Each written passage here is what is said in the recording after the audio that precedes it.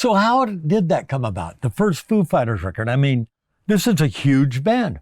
The whole Foo Fighters connection happened through Sound City. Right. I was at Sound City on a day. It was actually a day off, and I was there getting my paycheck. Yeah. And pretty much the exact same time, Dave comes walking through the front door, says hey to Siobhan, and is like, hey, I need to record a song, like right now for a movie soundtrack. Like pulled the bus up to the front door, like, like, hey, we got all our shit. We need to record a song like right now. I hope the room's open. Wow. And it was, and I was there on my day off. And guess who ended up doing it? And guess who ended up doing it? Wow. You know, we kind of hit it off and became friends. And, you know, he's from the South, I'm from the South. A couple of Southern boys out in LA. Yeah. Trying to make it happen. You know, and this is before the Foo Fighters were huge, you know. And then just haphazardly, I was at Mates one day doing some stuff. And Dave was at Mates. And we ran into each other and kind of reconnected and, hey, how you doing? How you been? You have a resume now. Yeah, I had started doing more stuff. And he was like, well, we're gonna make our next record soon. And we're gonna make it in my house in Virginia. I remember him saying he was having a hard time finding, you know, a big producer guy who would be willing to go to Virginia and live in a basement for 2 months. And you thought, you know how much experience I had recording sound in houses? I remember telling him, dude, a house, I'm down, I'm in. I love houses. Let's go. And I think when my reaction was like, okay, he was kind of like, great. So I'm meeting, you know, this guy over at the storage locker and loading up cases, and I'm in Virginia like a week later. But it was literally a basement. There was no sound treatment. There was nothing. And we start recording, and we took a break because Dave was going to go play drums on the Queens of the Stone Age album. Okay. So we took a break. He went and did that, and then he went and wrote a couple more songs.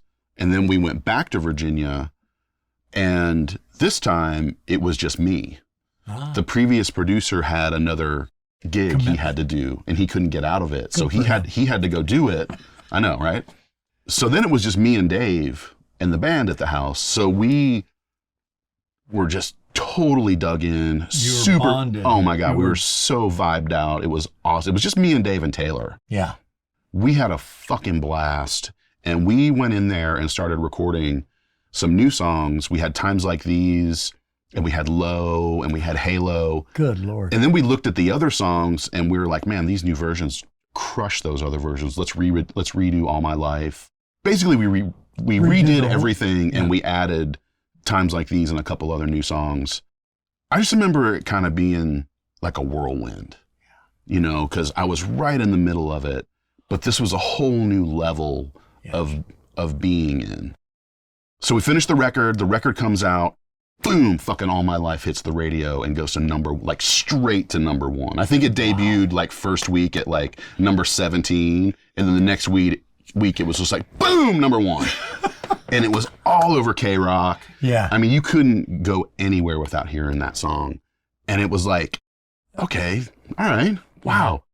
I'm hearing something I recorded on the radio. That's surreal. And I was the first time. Yeah, and that was like, I mean, I heard other things I had recorded, but the way this sounded on the radio and the way that it jumped out and the energy that it had and the chorus, and I was just like, I remember I was driving down the 405 sitting in traffic. Shouldn't say driving.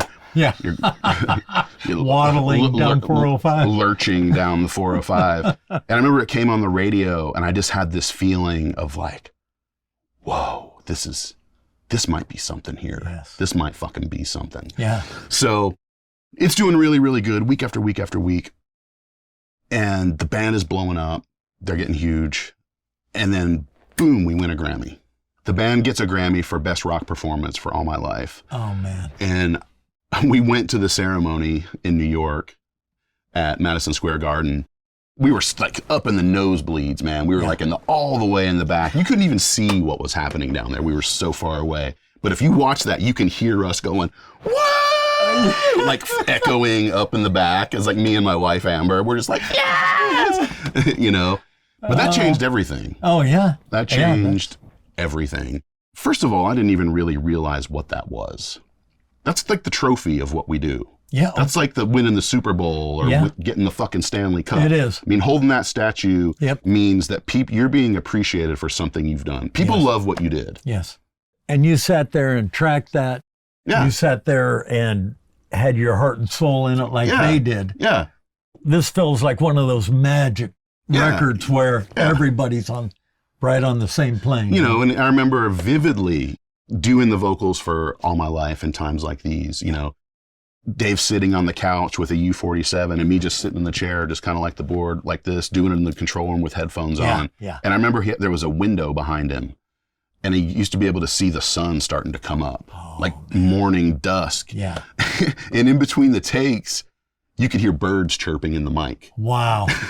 You know, so that was always like, all right, well, it's almost 7. Well, it's only 4 in LA. Yeah. You know, So that whole energy and the whole thing we put into making that record, it kind of paid off. it was real. It was real. It was real. And to get recognized for that, now all these years later, I appreciate and I understand it a lot more than I did at the time. At the time, I just thought it was the coolest shit ever. Yeah. And it got me a lot more work because of it. Oh, of course.